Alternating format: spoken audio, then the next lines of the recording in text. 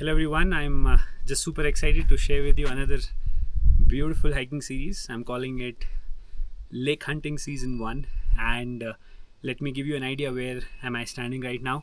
So I'm in Ladakh. You would have already known about the famous lake called Pangong. Just north of Pangong there are again a plethora of these lakes, like 10, 12 beautiful high altitude lakes. Each one of them is above 5,000 meters and this valley is actually known as Sko Valley. It is spelled as SKO, but it is called Sko Valley, and there are some beautiful lakes which are out here. Now, since this region is very close to the border, I had a very clear idea that I'll not be able to do it on my own. I reached out to this person called Lobsang Dadul, and he's generous enough. He has joined in this exploration of these lakes. He has been born and brought up here in the Sko Valley. Right now, 20th of July, Sunday 2025, I am here at the very beginning or start of the road head. It is a 3-person team. Now I've never hiked with a horse in my life but obviously I tried to convince Lobsang to adapt my style a little bit. I'm carrying like a 45-liter backpack which includes everything that I need to carry for myself when it comes to hiking, but at the same time Lobsang has already been hiking since so many years, so he has his own traditional style of hiking, and he said that since the lakes are wide apart at very long distances, we'll try to mix and merge both these styles. The plan for today is to basically set up camp at a spot from where we can maybe from tomorrow onwards explore a lot of lakes. The only thing that we would want is that the weather gods would be a little generous. Even right now it's basically partly cloudy, so let's see how this whole trip sort of goes. But this is day 1. The roadhead itself is at 4,630 meters. So I'm here in Ladakh since 2-3 weeks and I'm super acclimatized.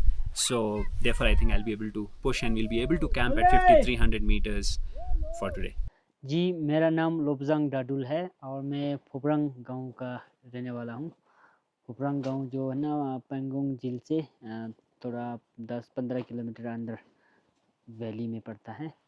जो फोबरांग के लोग आज से 10-15 साल पहले 60% are nomads and now there are like only like 10% are nomads now, क्योंकि पिछले 10 साल से टूरिस्ट का बहुत यहाँ पे पेंगोंग झील आना शुरू हो गया, तो बहुत लोग टूरिज़्म लाइन में शिफ्ट हो गया और अपना बकरा बेड़ू और याक वगैरह बेच के वहाँ कैम्प और रेस्टोरेंट ऐसा चलाना शुरू किया।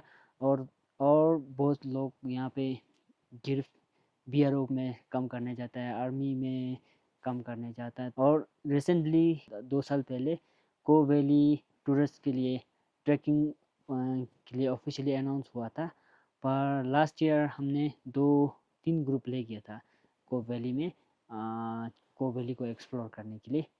तो बट तब अभी भी उतना लोगों को पता नहीं है कि स्को वैली कहाँ पड़ता है, क्या देखने को है, बहुत लोगों को पता नहीं है।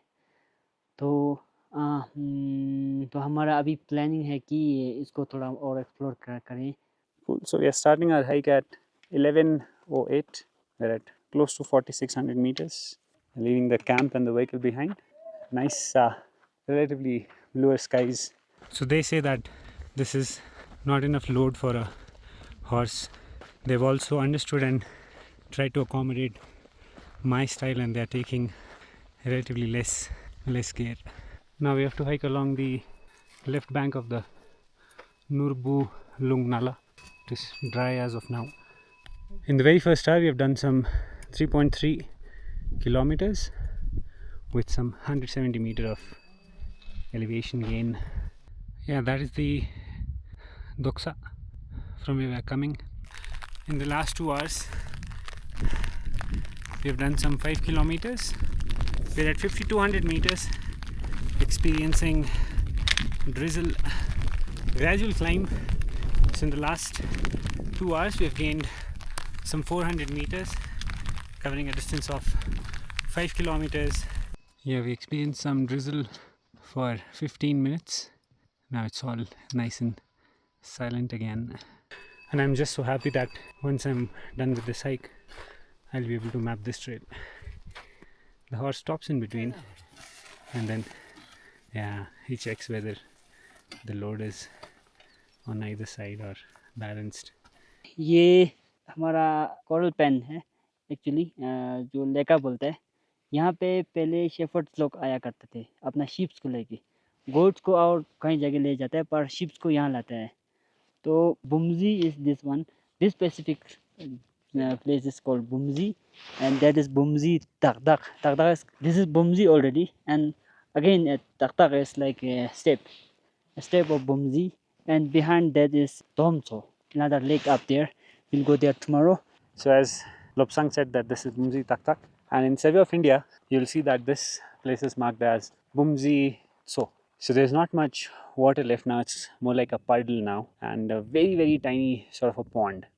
And you can see that all the rocks have surfaced. And now I think we'll touch down 5250 or close to 5300 meters on the saddle ahead of us. Can't wait to see what lies on the other side of this little saddle. I say it's little, but it is pretty high altitude. This is going to blow your mind. This is what you see across the saddle. Oh man. Wow, skyscraping giants. And then since the forecast is again not that great, we thought that why don't we utilize this time, this little window of a clear blue sky, and scan the area around.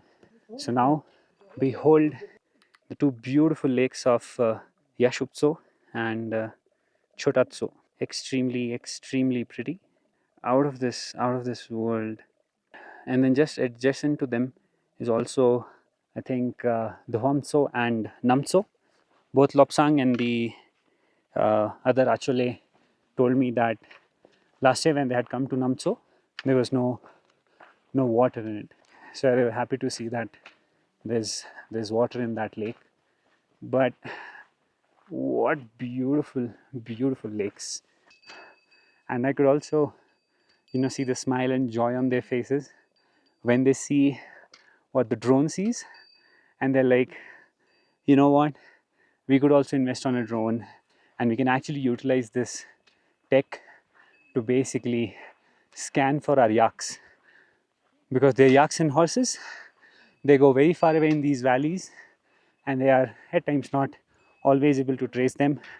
So again, Lobsang says that we can, he calls it drone shepherding.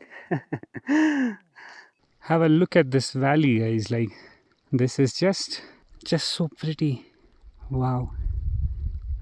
We're just walking by the side of this stream and you get some magnificent views. Wow. Yeah, so you can see how flat the whole valley is after 300 meters.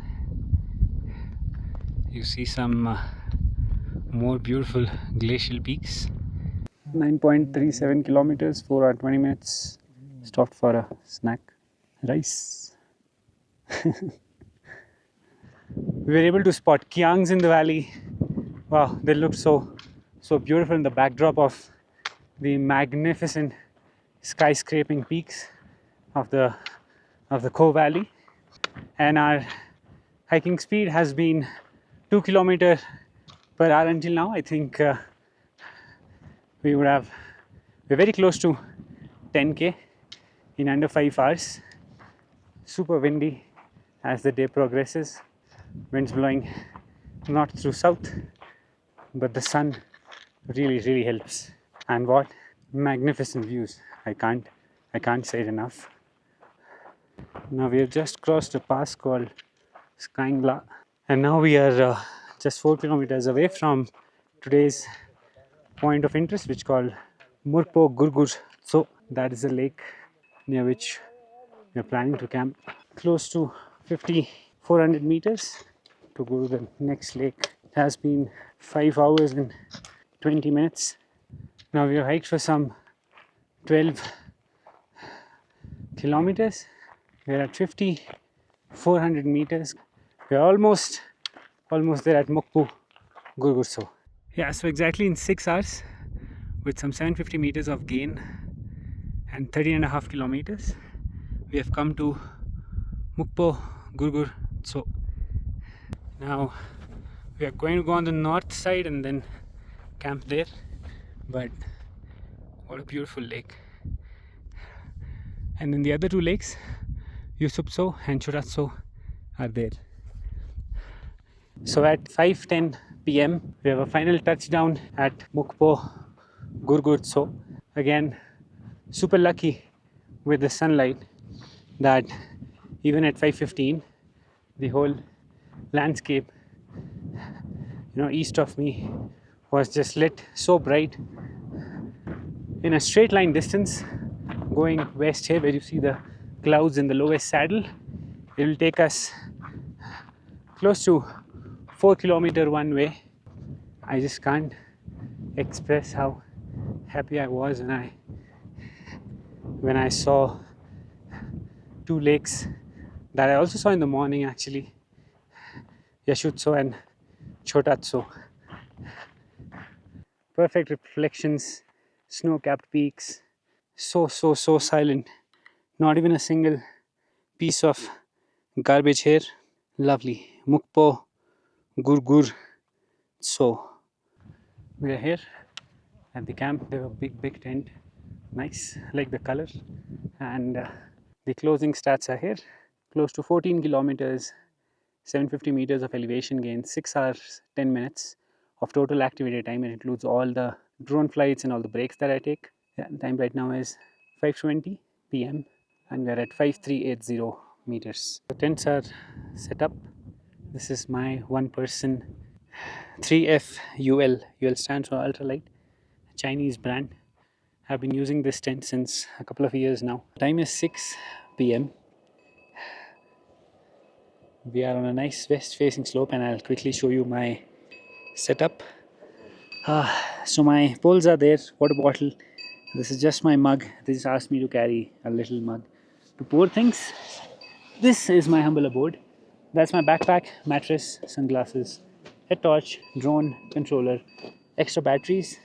This is also my dry snacks, basically.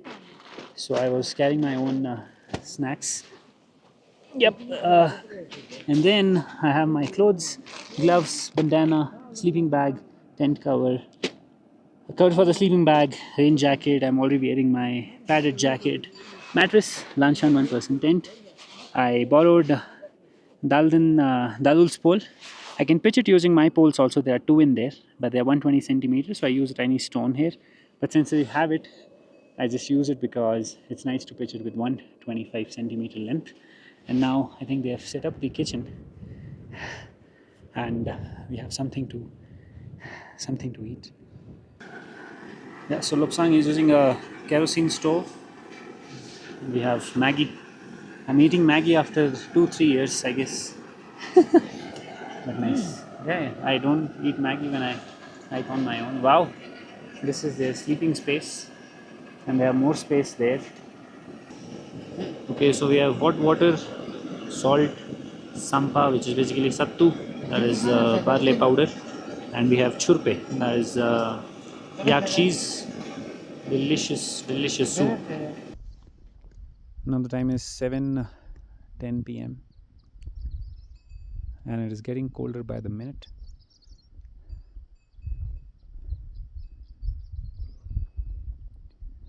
Beautiful lake, and let me show you around.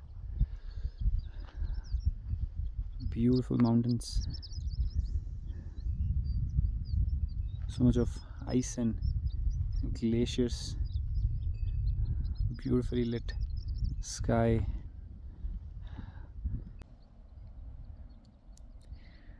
Yeah, so that's our kitchen, food being cooked, and a very pleasant sort of an environment here. Oh man, this is full-fledged kitchen. On my hikes, I would have eaten chocolate peanut butter oats and would have slept by now. Okay, so the rotis are done, and now after roti we have fish fry. I had no idea. Super yummy. So we have dal, fish and roti. Perfect. Cool. So this brings day one of Lake Hunting Season 1, Episode 1 to an end. 9:30 p.m. Time to sleep. And I'll see you in the next one.